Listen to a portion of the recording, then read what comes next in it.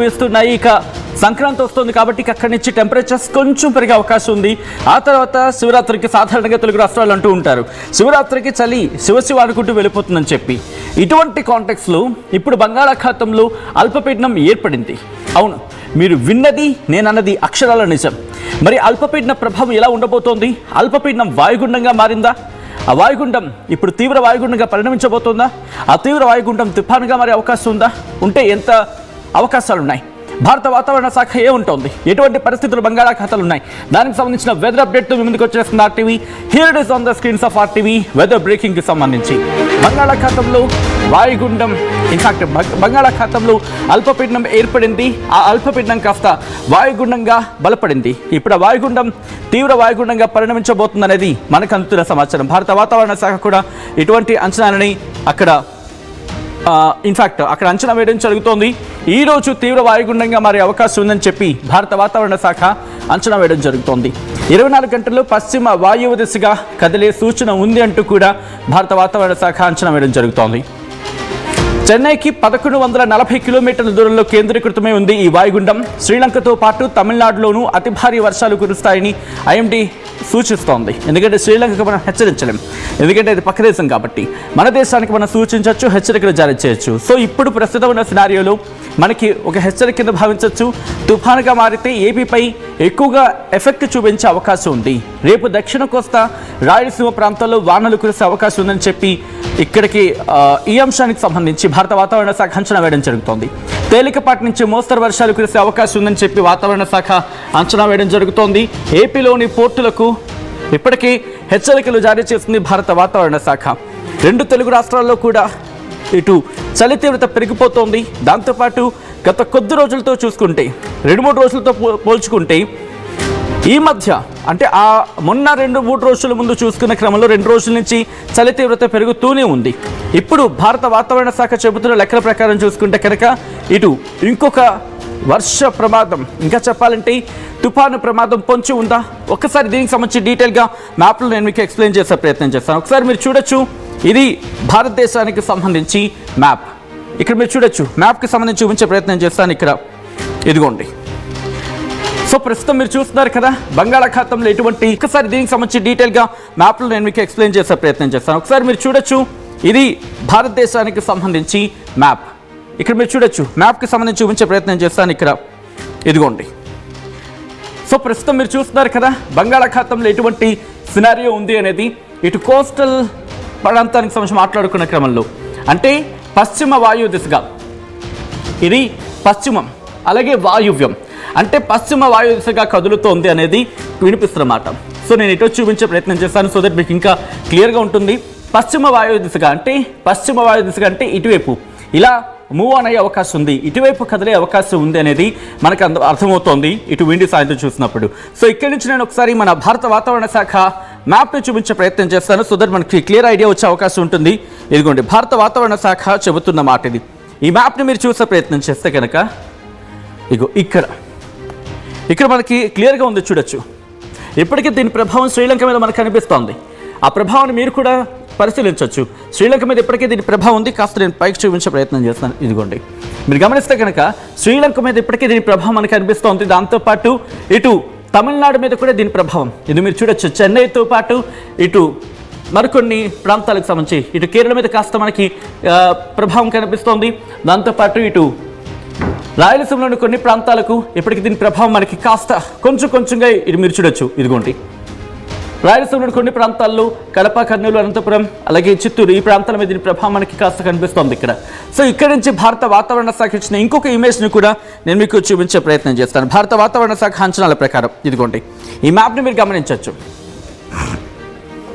ఈ మ్యాప్ని మీరు గమనిస్తే కనుక ఇదిగో ఇక్కడ. సో ఇక్కడ మీరు గమనిస్తే కనుక పూర్తిగా శ్రీలంక మీద దీని ఇంపాక్ట్ అనేది మనకి క్లియర్ కట్గా ఇక్కడ అర్థమవుతోంది. పూర్తి స్థాయిలో శ్రీలంక మీద దీని ప్రభావం అనేది మనకి అర్థమవుతోంది.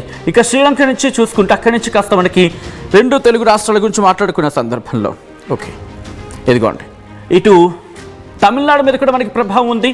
తమిళనాడుతో పాటు కేరళ మీద కాస్త కొంచెం ఇటు కేరళ మీద ఇంపాక్ట్ మనకి కనిపిస్తుంది. బట్ మేజర్గా తమిళనాడు మీద దీని ప్రభావం ఉంది. తమిళనాడు నుంచి ఆంధ్రప్రదేశ్ మీద కూడా దీని ప్రభావం మనకి కనిపిస్తుంది. సో తమిళనాడుతో పాటు ఇటు ఆంధ్రప్రదేశ్ మీద కూడా దీని ప్రభావం ఉంది అనేది మనకి క్లియర్ కట్గా ఇక్కడ అర్థమవుతున్న మాట. సో ఇక్కడి నుంచి మనం ఇన్ఫాక్ట్ రిపోర్ట్ పరంగా చూసే ప్రయత్నం చేద్దాం. భారత వాతావరణ శాఖ ఇచ్చిన రిపోర్ట్ని నేను మీకు చూపించే ప్రయత్నం చేశాను. ఎందుకంటే ఇది కొద్దిసేపటి క్రితం భారత వాతావరణ శాఖ ఇచ్చిన రిపోర్ట్ ఇదిగోండి 7వ తారీఖు అంటూ కూడా ఇన్ఫాక్ట్ నిన్న ఇచ్చిన రిపోర్ట్ ఇది. సో ఈ రిపోర్ట్ ప్రకారం మీరు గమనిస్తే కనుక depression over south east bay of Bengal and joining east equatorial Indian ocean అంటూ కూడా చెప్పుకొచ్చిన సందర్భం. అంటే depression south east bay of Bengal, south ఈస్ట్కి సంబంధించి మాట్లాడుకున్న సందర్భం. అంటే బంగాళాఖాతంలో ఏర్పడిన అల్పపీడనం కాస్త వాయుగుండంగా మారింది. వాయుగుండం కాస్త ఇప్పుడు తీవ్ర వాయుగుండంగా బలపడిన సందర్భం. సో దానికి సంబంధించి ఇక్కడ డీటెయిల్ ఇన్ఫర్మేషన్ రాసుకొచ్చిన సందర్భం ఇప్పటికీ ఆ ప్రభావం మనకి కనిపిస్తోంది. సో ఇక్కడ మీరు చూస్తే ఇక్కడ ఎక్కడ ఉందనేది మీరు ఇక్కడ గమనించవచ్చు. ఎస్టర్డే అంటూ చెప్పుకొచ్చిన సందర్భం. ఓకే, ఇదిగోండి yesterday's well marked low pressure area over south east bay of Bengal and joining east equatorial Indian Ocean concentrated into a depression at 8:30 hours Indian Standard Time. ఇది 7వ తారీఖు కాబట్టి నిన్న, ఇప్పటికి ఇంకా అప్డేట్ కావాలి ఇది.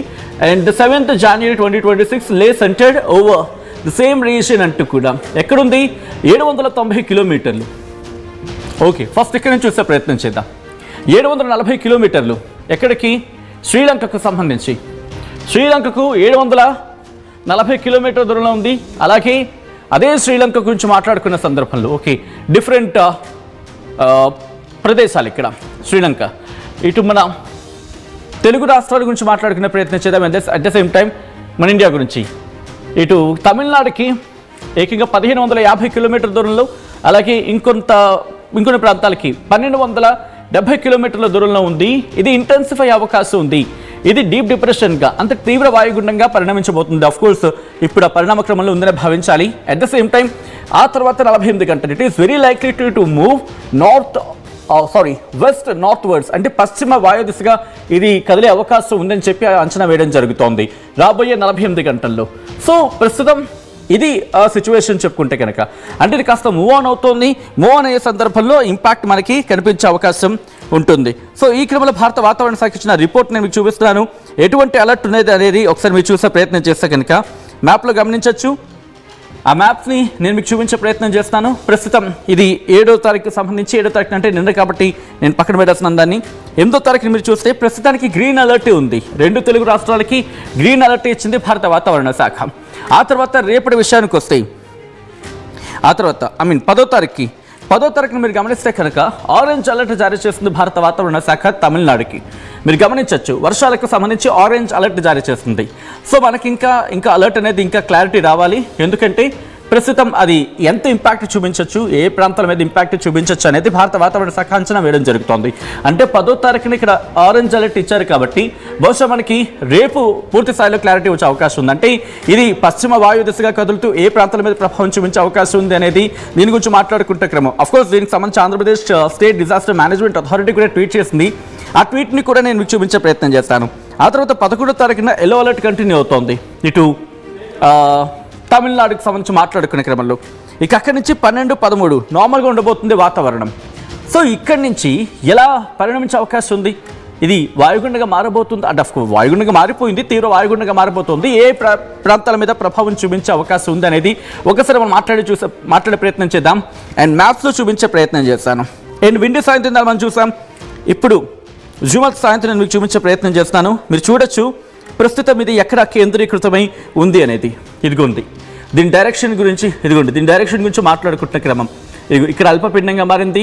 ఇది కదులుతూ వస్తోంది. అంటే ముందుగా పశ్చిమ వాయుదిశగా కదిలింది, ఆ తర్వాత అదే మార్గాన్ని కంటిన్యూ చేసింది, ఆ తర్వాత పశ్చిమ వైపు వచ్చింది, ఇప్పుడు మళ్ళీ పశ్చిమ వైపు కంటిన్యూ అవుతోంది.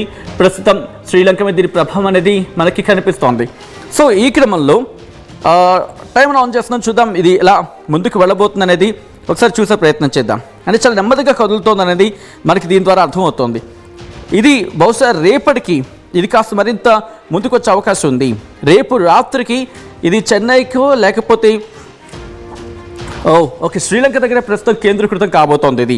రేపటి వరకు కూడా ఇన్ఫ్యాక్ట్ చెప్పాలంటే రేపు ఉదయానికి సంబంధించి మాట్లాడుకున్నా కూడా ఇది చెన్నైకి తీరానికి దగ్గర రాబోతోంది. ఉదయం కావచ్చు, లేకపోతే రేపు మధ్యాహ్నానికి.